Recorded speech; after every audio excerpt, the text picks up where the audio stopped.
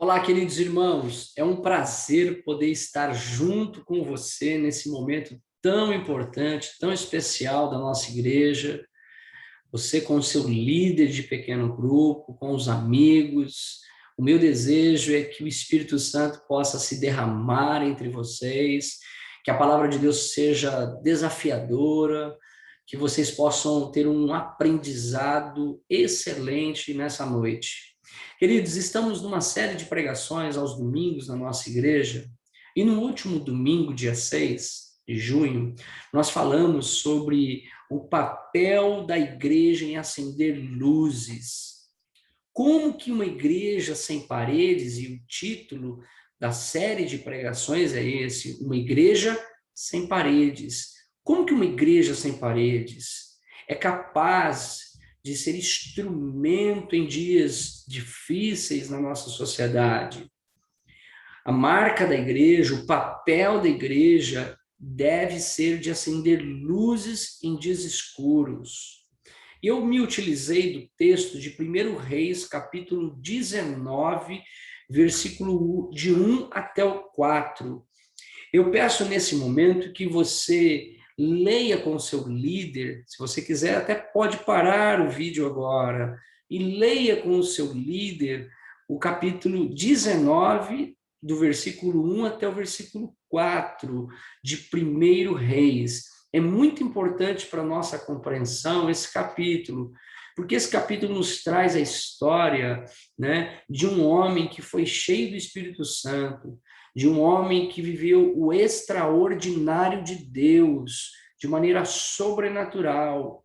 As atividades que Elias desenvolve em Israel, através do ministério dele, está narrado no capítulo 18. O capítulo 18 traz para nós milagres, traz para nós a manifestação de Deus em responder à oração dele diante do desafio que ele faz aos profetas de Baal. Esses homens estão desafiando Elias. Acabe, que é rei de Israel, ele deixou o altar de Deus, abandonou a aliança, levantou ídolos aos Balaíns. Acabe, junto com a sua esposa Jezabel, persegue e mata os profetas do seu tempo. Acabe está correndo para matar Elias, Acabe está caçando Elias. E no capítulo 19, nós encontramos uma palavra que vem atemorizar o coração de Elias, porque diz o texto que Jezabel manda um mensageiro falar com Elias, dizendo que o que Elias fez com os profetas de Jezabel, que está narrado no capítulo 18, ela iria fazer igual com ele, ou seja, matá-lo, né? Então Elias, ele começa a ter contato com essa mensagem e entrar num processo de um quadro de depressão, de tristeza, né? E que praticamente apaga toda a história que esse homem vivenciou dias atrás. O capítulo 18 é muito claro em narrar isso, né? No capítulo 18, nós encontramos um homem cheio de coragem, um homem que encontra Obadias, um defensor de profetas, um servidor de Acabe, mas um defensor de Deus e da lei de Deus. E Obadias esconde os profetas em cavernas para que Acabe e Jezabel não os mate. E Obadias, encontrando Elias, ele fica muito atemorizado, porque Elias manda Obadias dizer a Acabe que ele esperaria Acabe no monte, do Monte Horebe ali, desculpe, do Monte Carmelo, né? E ali ele desafiaria os profetas e também o rei. Obadia fica com medo, pensa que Elias pode sair a qualquer momento, né, da cidade e ele ser morto, no caso, Obadia ser morto por Acabe. A história continua, mas a gente vê um homem cheio de coragem, querendo enfrentar Acabe, querendo enfrentar os desafios, né, dos Balaíns ali diante do Monte Carmelo, e a Bíblia diz que Deus responde à oração de Elias, quando ele clama a Deus, e a Bíblia diz que o fogo de Deus é derramado sobre Elias, sobre aquele altar, o altar é consumido pelo fogo e todos ficam extasiados, todos ficam admirados com o fogo de Deus e começam a dizer: Deus de Elias é o Senhor, só Ele é o Senhor.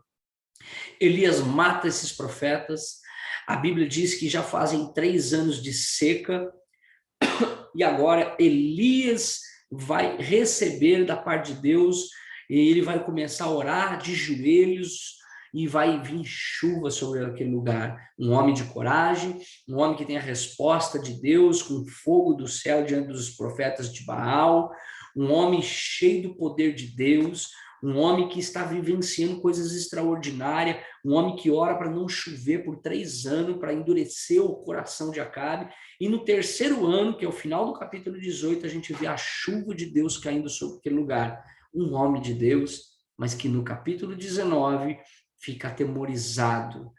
Eu quero compartilhar com você, eu quero que você preste muita atenção agora, porque na nossa família, nas nossas relações de amigos, na nossa igreja, em lugares que nós frequentamos, há pessoas vivendo quadros intensos de depressão, de tristeza, e às vezes são pessoas como o quadro de Elias, de um homem cheio de Deus, mas que entrou num quadro de depressão e que só o Senhor tirou ele desse quadro. Olha só comigo, a pandemia, ela praticamente aumentou casos de depressão no nosso país em 90%. Isso é um dado da Universidade Federal do Rio de Janeiro, que no ano de 2020, 90% de casos de depressão foram aumentados por conta do lockdown, por causa do fechamento, do problema financeiro, da doença. As pessoas estão tendo mais crises de ansiedade, as pessoas estão vivendo intensamente um quadro depressivo. A mesma faculdade do Rio de Janeiro, federal, diz o seguinte: 80% da população brasileira tornou-se mais ansiosa depois da vinda da pandemia. Queridos, nós vivemos dias difíceis, nós vivemos dias escuros. O contexto desse texto que eu acabei de ministrar a vocês são de dias escuros, um contexto de fome, de miséria, de pobreza, de perseguição por parte do rei diante do profeta. É um quadro de miséria, de caos social. Eu fico imaginando a quantidade de pessoas precisando da presença de Deus nesse ambiente. Mas, diante desse quadro bíblico e diante do quadro da pandemia, do aumento de depressão do nosso tempo, eu quero te fazer algumas perguntas. Porque Elias experimentou depressão. No capítulo 19, do 1 ao 4, a gente vê um medo inexplicável em Elias. Versículo 3 diz: Elias teve medo e fugiu para salvar a vida. Um homem que teve coragem, né, para enfrentar os profetas, enfrentar Acabe, vivenciar o extraordinário de Deus, agora está com medo. Ele começa a desenvolver um medo inexplicável. Uma segunda característica que Elias desenvolve é a tendência de ficar só, de se isolar. O texto diz que ele deixou o seu servo no capítulo 3. Ele está só. Pessoas com quadro de depressão têm a tendência, além do medo inexplicável, do pânico, também a tendência de estar sozinhas, isoladas. Outro pensamento que começa a tomar conta de Elias está no versículo 4. Olha só. Ele entrou no deserto, o caminho de um dia, chegou a um pé de giesta, sentou-se debaixo dele e orou. Mas ele orou o quê? Ele orou pedindo a morte. Pessoas que estão vivendo quadros depressivos têm não apenas medo inexplicável, não apenas a tendência de isolar-se das pessoas, da família, dos amigos, das relações sociais, mas também pensamentos de morte. Pessoas que estão tentando tirar a sua vida. Elias é um grande homem de Deus que experimentou o sobrenatural e está pensando em tirar a sua vida. Eu disse na nossa pregação no domingo de pessoas que tiraram a sua vida. Nós tivemos em 2019 e 2020 um índice grande de homens de Deus, pastores, pessoas que viveram depressão, até mesmo suicídio.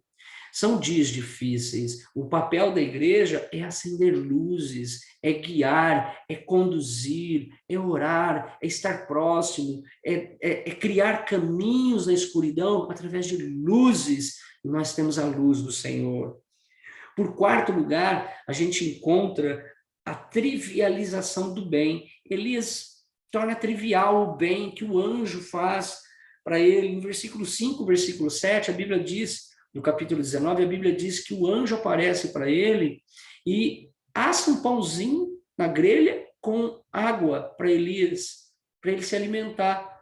Ele é acordado pelo anjo, e o anjo pergunta o que ele está fazendo ali, ele come, mas ele volta a dormir. É um anjo, é algo extraordinário que está acontecendo, mas ele está olhando essa situação como algo trivial, como se não fosse um extraordinário. 2 vezes o anjo aparece para ele, cozinha para ele, ele volta a dormir, e na sequência diz o texto que ele vai para uma caverna, e lá nessa caverna ele ouve a voz de Deus. Por último, a gente encontra no versículo 10 a voz do Senhor dizendo, olha só, ele respondeu, versículo 9, o que você está fazendo aí, Elias? No versículo 14, no 15, né? Deixa eu ver aqui. No versículo 13, desculpe, mais uma vez a voz perguntou, o que você está fazendo aí, Elias? Ele começa a reclamar, dizendo, eu sou um servo do Senhor, Deus, fui zeloso na obra do Senhor, não sobrou ninguém, todos morreram, só eu sobrei, todos quebraram aliança, Acabe quebrou aliança com Deus, só eu sobrei. E aí esse senso de injustiça vai aparecendo em pessoas que estão vivendo com a depressão. Então, não só o medo inexplicável, não só a tendência de isolamento, não somente pensamentos de morte, não somente a trivialização do bem, né, tornando trivial algo sobrenatural que acontece sobre ele, né, mas, sobretudo, o senso de injustiça, dizendo que só ele sobrou e ele está sendo injustiçado e perseguido. Querido irmão, baseado em tudo isso que nós falamos no capítulo 19, à luz do capítulo 18, que é o contexto maior, dos grandes feitos extraordinários que Elias viveu, eu quero compartilhar com você uma tela para que você, junto com o pessoal aí, você possa, basicamente, desenvolver agora 3 perguntas e vocês juntos possam trabalhar a palavra de Deus. A primeira pergunta para a gente praticar e refletir é: como podemos acender luzes sobre pessoas que vivem um quadro depressivo? Que na verdade está certo. Como podemos acender luzes sobre pessoas que vivem um quadro depressivo? Pessoas que estão vivendo tristeza, depressão, angústia. Como que discípulo de Jesus, que vive numa igreja sem parede, que não olha para a igreja apenas como um ambiente de culto, mas sim com a vida, minha vida para servir ao Senhor. Então, o meu dever é acender luz, né, em dias difíceis. Como que nós podemos fazer isso? Segunda pergunta, que na verdade não é uma pergunta, né? Compartilhe em grupo estratégias para contribuir com famílias que vivem dias escuros. Vocês vão, junto agora, compartilhar estratégias. Não precisa citar nome de ninguém, mas como que nós, não é a igreja, é nós, um pequeno grupo, poderíamos fazer algo para ajudar alguém doente, alguém vivenciando isso, ok? Terceira coisa, desmistifique ao grupo que pessoas crentes, cheias do Espírito Santo, também podem viver a depressão. A barrinha aqui, ela está, deixa eu ver se eu consigo aqui, que ela está praticamente na frente do texto, né? Olha aqui, vou ler novamente, o número 3. Desmistifique ao grupo que pessoas crentes, cheias do Espírito Santo, também pode ficar com depressão. Nós vimos o exemplo de Elias. Ele sentiu medo inexplicável, ficou sozinho, entrou em cavernas, ficou só, mas, sobretudo, teve pensamentos de morte. Como que pessoas podem ficar e pensar até mesmo em suicídio, sendo de Deus? Então, desmistifique, porque tem muitas pessoas que dizem o seguinte: crente não fica com depressão, crente não fica doente, crente não...